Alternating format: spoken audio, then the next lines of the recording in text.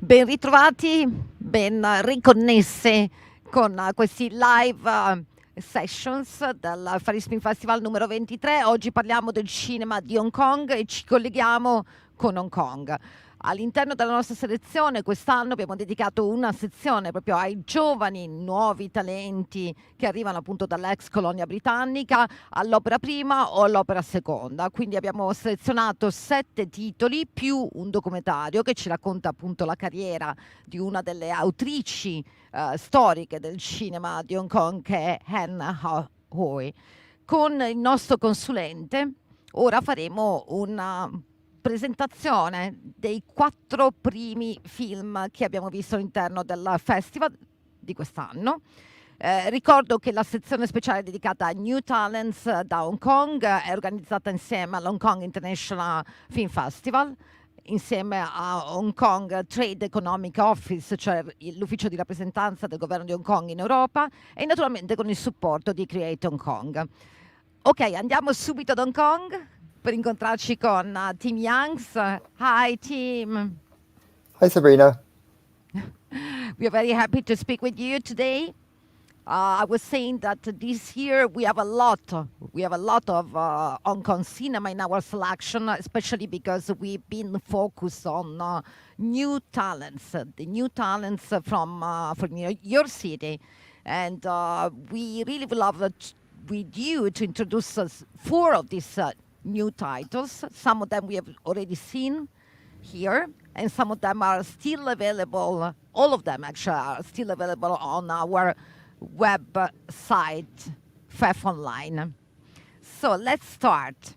First of Okay. all, I would like to ask you to tell us the current state of Hong Kong cinema industry, which of course we really care of.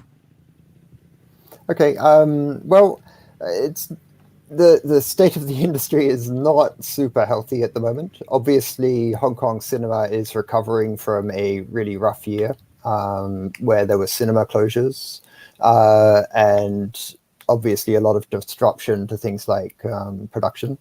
So, some things slowed down for quite a while, and you're seeing a backlog of films still coming out now.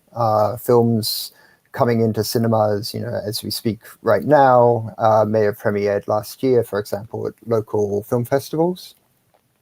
The thing we're talking about today, which is the new talents, I think is one of the most interesting things going on in terms of like, the types of films that we love to show in Far East Film. We can see a lot of new talent entering Hong Kong film. And this is something that has kind of gone along with a trend in Hong Kong film, where you've seen Hong Kong cinema move along 2 lines to make large co-productions, which would aim to play in the mainland market, as well as smaller productions, which tend to find more favor within Hong Kong.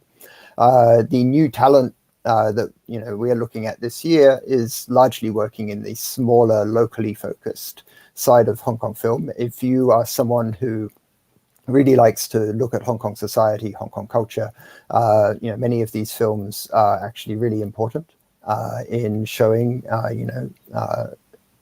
Hong Kong today. And so, yeah, it's quite interesting. I'm actually very happy that we have such a large focus on these films this year. We can show the great diversity of what's going on with new filmmakers. And hopefully, these people can, bring new life into the Hong Kong film industry. Yes, we hope so. That was also our purpose in selecting these 7 titles, feature titles, plus the documentary about Hannah Hoy. So we can start talking about each title. I would love to start with 1 Second Champion by Chu Sing Hung, which we know very well.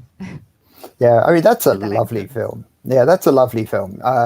Chu is actually a director who is making his 2nd film, but this is his 1st film as a solo director. You'll remember a few years ago at Far East Film, Yeah. we showed Vampire Cleanup Department. Oh, I see we've got the trailer. We have the trailer of a 1 second champion.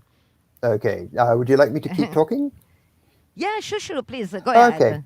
Well, the film is basically his first solo work as a director, and it's incredibly polished. It's a really good commercial film. It's it goes within the fight film genre of Hong Kong cinema, but it really fits in with Hong Kong times right now, with trying to send a positive message to Hong Kong people to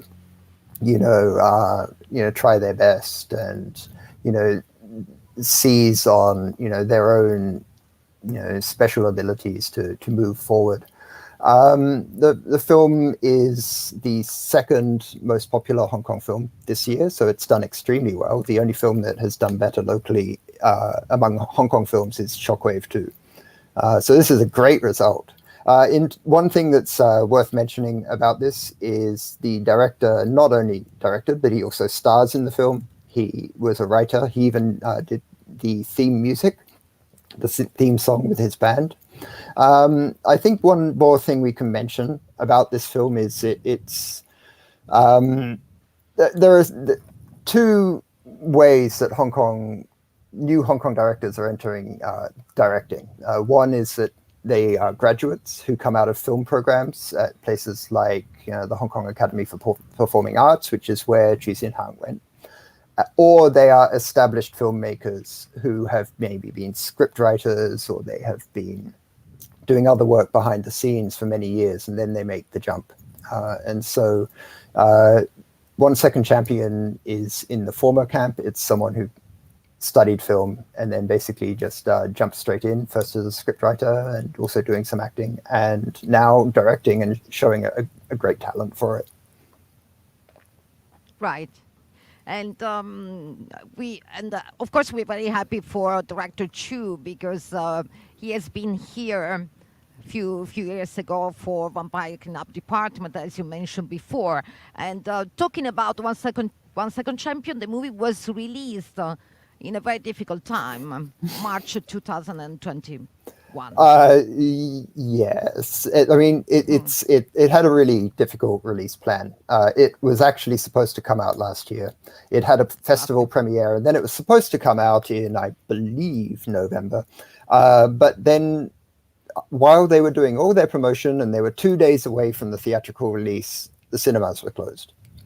And that shutdown for cinemas ran through Christmas, it ran through Chinese New Year. And so it did come out in March, but it had come out in a really unusual way. People had seen the promotion last year, and perhaps they felt that the film had come and gone, which gave it a pretty weak start at the box office. But the film had fantastic word of mouth. Obviously, it's a very entertaining, very uplifting film, and the audience responded very well. But it had a slow start because it had a difficult release schedule. And of course, it's not the only film that had that trouble. Great. So the next on today's list is Hand Roll Cigarette, which is a noir, in some way related to all we always knew about Hong Kong cinema. So would you like to introduce that one, please? Which is a debut film. Yes, it's another film. This one is the first film by the director, although he has worked in short films before through Hong Kong's Fresh Wave program. Okay, so the director, Chan Kin Long, is also another graduate from the Film and Media program, and he jumped straight into Hong Kong film. He did acting. Some people may recognize him from The Midnight After in particular. But this time he doesn't act in the film. He is just purely the director and also a writer. The film is a film that has come from a scheme called the First Feature Film Initiative. And this is a government-funded program that funds now up to 6 new films per year. And the films are by, as the name suggests, people making their first feature film. They are made with incredibly low budgets. And so Hand Rolled Cigarette had a budget of 3.25 million Hong Kong dollars. And I did the Yes, that's 340,000 euros, which is an incredibly low budget to do a film. But when you watch it, it's so polished. It's a remarkably good-looking film, and of course, very exciting as a thriller as well. It's a film that shows what people can do. These, emerging directors can do with great constraint. And also with very supportive people behind them. In this case, he had Lawrence Lau working as producer. He worked with Gordon Lamb, the actor, who was also very supportive of new talent. Yeah, I think Hand Roll Cigarette is going to be very appreciated from an international point of view, and we're very happy to have this movie in our lineup. But now we can go ahead talking about a very good friend of ours, finally, a female director. Because she's been a screenwriter for a long time. We know her from a long time. I'm talking about Erika Lee. She has been here many, many times in the past, but this time she became film director with a movie called Just One Day, right? Yes, and it's a lovely film. So basically, Erika Lee is someone who joined Hong Kong film in the 1990s.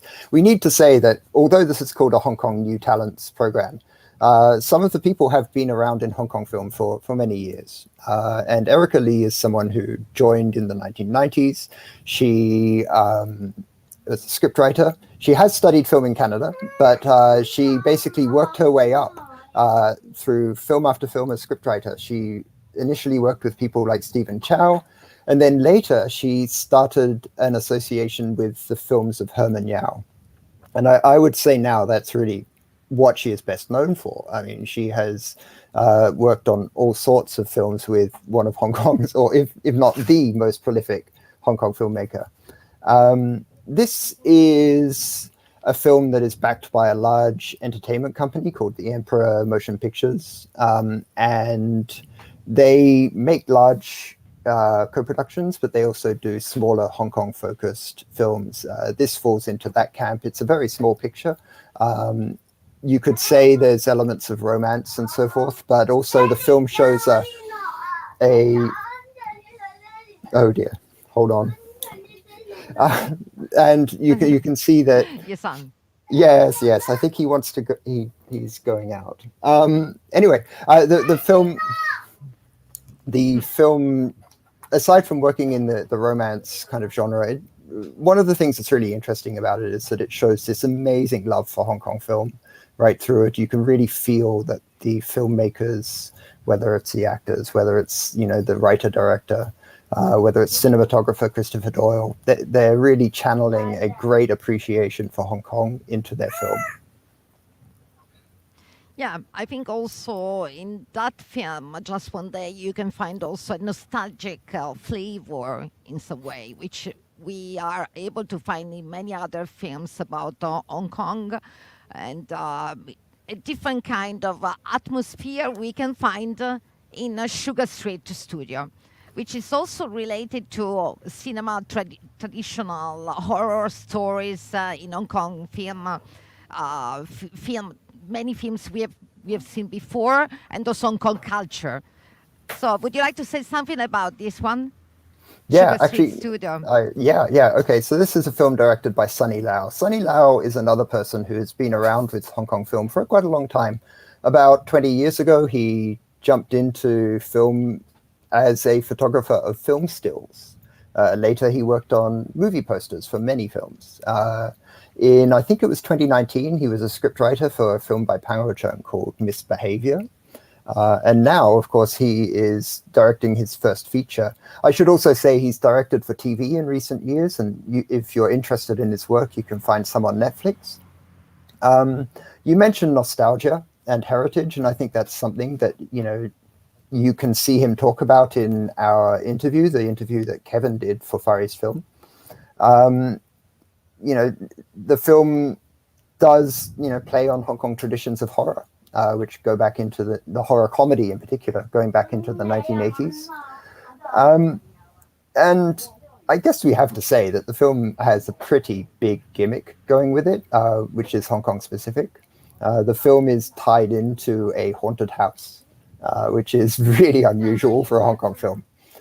People can see the film and they can also go to a haunted house, or people go to the haunted house and then see a film that, you know, follows similar parts of the story. So that's a really unusual gimmick. Personally, as a film goer in Hong Kong, I appreciate that because I think Hong Kong film promotion can be a bit routine. In this case, they're trying something really different. And if I can go on a bit more, we can mention that the haunted house, which is a kind of an attraction for people to go and get scared in, was actually worked on by out-of-work filmmakers during the pandemic last year. You know, I heard that up to 150 film professionals worked on things like set design and, you know, art direction and makeup and prosthetics to put this thing together. So that's also something really interesting. Right. You mentioned the video interviews we have done in Hong Kong for this year edition of our film festival. Kevin Ma is the other person who's working for us in Hong Kong. He's a very good friend of ours, and he was the moderator of these interviews, which are available on our YouTube channel. So if you want to see them, let's go on our channel, YouTube channel. You can see all of them. I can't recommend them highly enough. They're really good. Kevin did really great interviews with to cover all 8 films that we are showing in the New Talents series. Exactly. Okay, Tim. So we are going to talk about Hong Kong selection also today, later on, and tomorrow. And we really thank you for that. As I said before, we really miss you. We wanted you to be here with us, but we have a lot of films to see also on the website. Yes, definitely. But of course, yes, I'd really love to be in Udine right now. Hopefully next year. For sure. Absolutely next year. Thank you very much, Tim. Thanks a lot, Sabrina. Speak to you soon. Yeah. Bye-bye. Okay, bye. Bye.